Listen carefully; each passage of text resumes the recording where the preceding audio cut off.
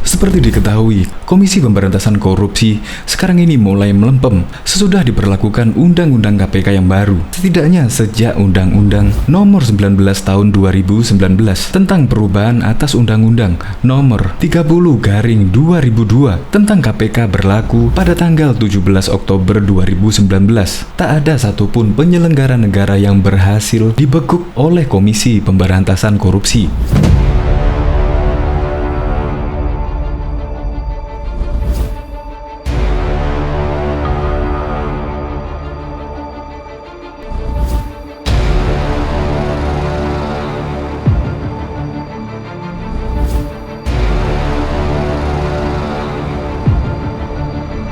Padahal, Ketua KPK yang dahulu, Agus Raharjo, sebelumnya memastikan, walaupun berlakunya undang-undang yang baru, Komisi Pemberantasan Korupsi akan tetap melakukan OTT dan akan tetap meningkatkan perkara di tingkat penyidikan dan penyelidikan. Apalagi dalam setahun, KPK kerap menyebut ada 7.000 laporan yang diterima pihak Komisi Pemberantasan Korupsi. Dan lain halnya dengan Kejagung. Kejagung juga membuat gebrakan yang cukup signifikan.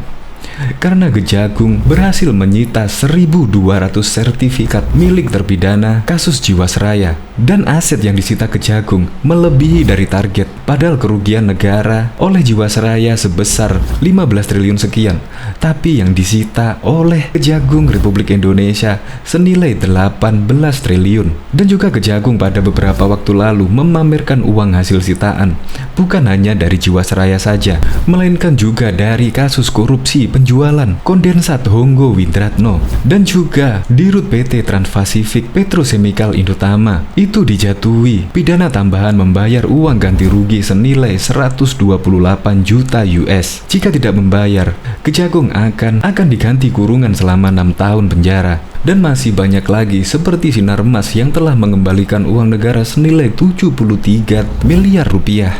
Dan hasil Kejagung tersebut ditanggapi warganet secara positif. Untuk lebih lengkapnya, simak berita berikut ini. Good News Indonesia.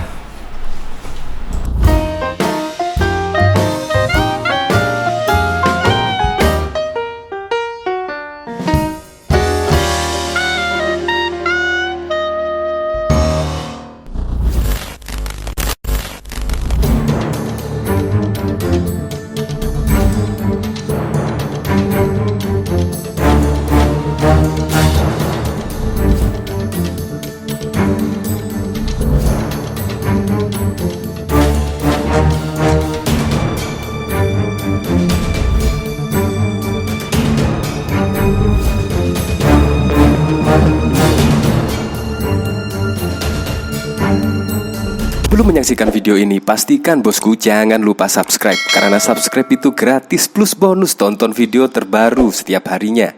Jangan lupa ya. Kejagung di atas angin, ambil alih kinerja KPK. Di saat Komisi Pemberantasan Korupsi sedang melempem, Kejaksaan Agung terus menunjukkan taringnya. Kemarin, lembaga yang dipimpin ST Baharudin itu memamerkan uang ratusan miliar. Uang tersebut hasil rampasan aset dan pengembalian dari terpidana dan terdakwa korupsi. KPK harusnya iri dan malu dengan keberhasilan Korp Adiaksa ini. Kejagung memamerkan gunungan uang itu di gedung Sasana Pradana Kejagung. Uang-uang itu dibungkus dalam plastik-plastik besar membentuk persegi panjang. Uang-uang itu ditata dalam 2 meja. 4 petugas yang mengenakan seragam terusan biru dan beberapa penyidik Kejagung tampak sibuk menyusun uang-uang itu sebelum konferensi pers digelar. 5 ke samping, 10 ke atas. Tingginya di atas meja mencapai dada orang dewasa.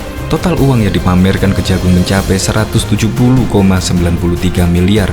Jampitsus Ali Mukartono mengungkapkan uang senilai 97 miliar adalah aset terpidana kasus korupsi penjualan konsedat Honggo Windratno. Ini uang hasil dari keuntungan yang diperoleh terpidana Honggo dalam kasus kondensat, ujar Ali dalam konferensi pers yang dihadiri Dirjen Pembendaraan Negara Andi Hadianto, Kapus Penkum Kejagung Hari Setiono dan Kejati DKI Jakarta Asri Agung.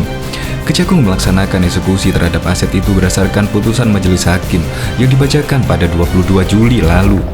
Honggo yang masih buron divonis 16 tahun penjara dan denda 1 miliar subsidiar 6 bulan kurungan dalam kasus yang merugikan negara sebesar 37,8 triliun itu. Dirut PT Trans-Pasifik Metro Chemical Indotama itu dijatuhi pidana tambahan membayar uang pengganti 128 juta dolar AS. Jika tak dibayar, diganti kurungan selama 6 tahun. Hakim juga memerintahkan penyitaan aset serupa kilang Tuban LPG Indonesia dan uang 97 miliar. Uang tunainya langsung disetor ke kas negara. Sedangkan untuk penyitaan kilang minyak, Kejagung masih menunggu hasil perhitungan nilai dari tim apresial Kementerian Keuangan untuk mengetahui harga kilang minyak itu. Sementara uang di meja lain sejumlah 73,9 miliar adalah pengembalian dari PT Sinarmas Asset Management. Dalam perkara Jiwasraya Gate, SHM merupakan salah satu dari 13 tersangka korporasi dalam kasus korupsi tersebut. Ali menuturkan, awalnya Sinarmas mengembalikan 3 miliar, kemudian melalui dirutnya Alex Setiawan, perusahaan itu mengembalikan uang 73,93 miliar. Sinarmas mengembalikan kerugian negara itu sesuai yang diperhitungkan BPK. Ini sebagai bagian penyelesaian perkara dalam penyidik Jiwasraya, kata Ali. Kerugian negara dalam perkara korupsi asuransi Jiwasraya adalah 16,81 triliun. Sementara total nilai aset yang telah disita tim penyidik mencapai 18,4 triliun berupa tanah, mobil, uang, dan saham. Prestasi Kejagung ini ditanggapi positif oleh warganet.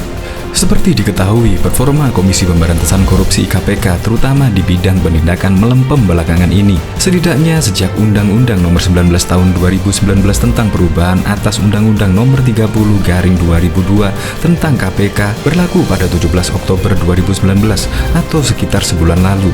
Tak ada satupun penyelenggara negara yang dibekuk melalui operasi tangkap tangan OTT maupun ditetapkan sebagai tersangka atas suatu kasus korupsi hasil dari proses penyelidikan oleh lembaga anti korupsi ini.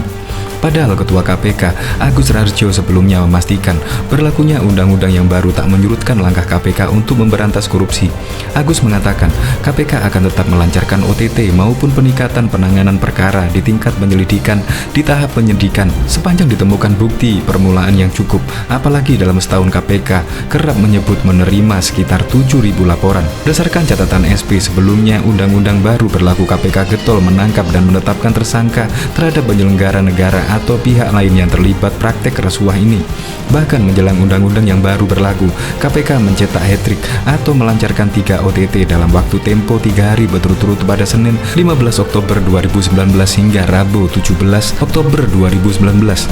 Dari 3 OTT itu, KPK menangkap dan menersangkakan Bupati Indramayu Suspendi, Kepala Balai Pelaksanaan Jalan Nasional BPJN Wilayah 7 Refli Rudi Tangkere, dan Wali Kota Medan Tengku Zulmi Eldin.